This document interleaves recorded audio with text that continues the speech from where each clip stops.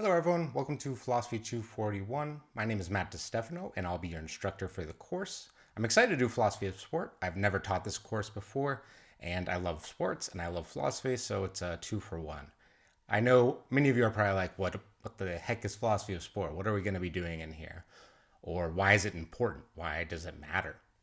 I think hopefully, if you are in this class, you at least think sports matter some. But I think the first few articles we'll read will give you a different view on the essential nature of play in sports that make them central to the human experience. Maybe not, playing professional sports or something, but the idea of play and incorporating games are important, as well as the fact that philosophy of sport can teach you ways that philosophers think about other problems. There are ethical dilemmas, especially in philosophy of sport, that are prominent now, like the inclusivity of transgender athletes. How does that balance against things like competitive integrity? And we're going to talk about that. How about things like performance enhancing drugs and the use of those? How about the representation of different races among sports? All these things we're going to be talking about to some extent, and I think they apply to the broader cultural issues, especially in the United States right now. So I want to give you a brief overview of the course. Let's go ahead and take a look at the syllabus. So we've got the syllabus open here. At the top, you can find the course description. I won't read that for you. The instructor information is below that. My name, my email. Email is the absolute best way to reach me, pretty much the only way, since I'm not living on campus at the moment. But I will be available for Zoom or Discord, or I can go up to Tucson. I'm living in Gilbert currently. I can meet you up there if that's absolutely necessary. But Zoom and Discord are my preferred office hours or meeting options.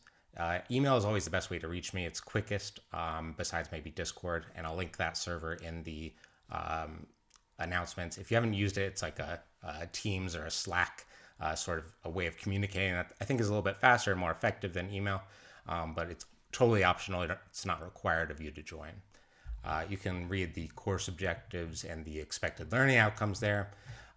Let's break down exactly how you're going to be graded in this course. The first component are these short 5-question multiple choice quizzes, sometimes multiple choice, sometimes true or false, will be thrown in there. They're based entirely on the reading, not on my lecture.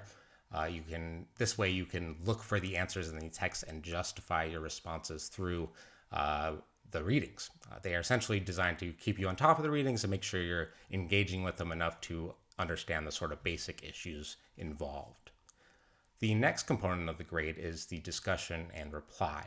There's a discussion tab on D2L, and you are going to be responding each unit to a prompt or a question, and then replying to one of your peers. The replies have to be more than just, I agree, or nice post. As much as, we love to compliment each other, it's important that we engage with the person substantively, like adding to the conversation, maybe applying their idea to a new area of sports, or taking their argument and running with it and extending it even further. Or if you're disagreeing, respectfully pointing out an objection or a counterexample to their claim. And those discussion and replies will be worth 25% of your grade. For both the discussions and the quizzes, the lowest score will be dropped. This gives you some wiggle room if you have to miss one, or if you just don't do as well on one of the quizzes or something. It gives you some wiggle room, and I know that that's important for students to help maintain a good grade. The short writing assignments, there's going to be 2 of them. These are going to be based on prompts, which you can find under the assignments tab. They're going to be short compared to a final term paper or something, but they have a structure to them that we'll go through in the assignments tab, and I'll make a video explaining how to go about writing a philosophy paper, because I know many of you probably haven't done that, and it's quite a different paper than perhaps you're used to. The signature assignment final project, again, I'll go through this in a different video, but it's basically going to be either an extended version of one of those short writing assignments, or I want to give people the chance, especially in philosophy of sport, to do something like a podcast or a video. So if you're interested in that, there will be some ways to do that under the assignments tab. I'll show you. I know the rudimentary basics of filming a video, obviously, for these lecture videos, and I have somewhat of a handling on podcasts, but I'm sure many of you probably know better than me on both those fronts. So you can find information about that under the assignment tab. And of course, you can still just write the paper if you'd prefer that version. The book that we are using is pictured there on the syllabus, and I'll probably put it here in the video again, or it's going to be on the syllabus because we're going to be screen sharing. The course schedule, we don't need to go through that in this intro video, but you can see that we'll be talking about defining sports and games, aesthetics and epistemology, which is the study of knowledge and the study of like art or beauty. Talk about some gender issues and sexuality issues in sports, drugs in sports, and end with some rules and cheating and sports psychology / philosophy of mind. The important things I want to point out, don't cheat, don't plagiarize, please don't use AI. I mean, the AI tools to catch AI are almost as good as AI itself, but I mean, just do the work yourself, right? Attendance and participation doesn't apply so much except for just making sure you're engaging in all the assignments.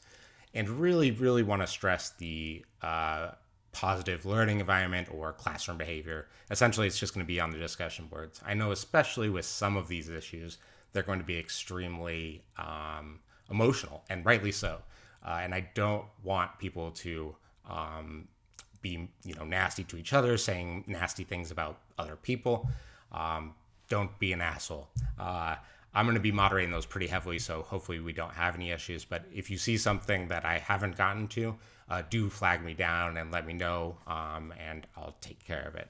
I mean, it's okay to disagree, and it's okay to disagree passionately, but it's not okay to be a jerk to someone or to, use slurs or whatever the case may be. And thanks for hopefully fostering a positive learning environment, right? That's the syllabus in a nutshell, sort of a whirlwind tour there. Hopefully I'm not speaking too fast, but I know it's not the most exciting thing to go through the syllabus, even for you especially. But I wanted to give you an overview of the course and what we're going to be doing. I'm looking forward to this. I hope it'll be at least some fun for you guys. It's definitely going to be a lot of fun for me. And if you have any questions or comments, reach out. And if you want to just discuss further, please do join the Discord. Again, I'll link that. And I'll see you in the lecture videos for unit number 1. Thanks.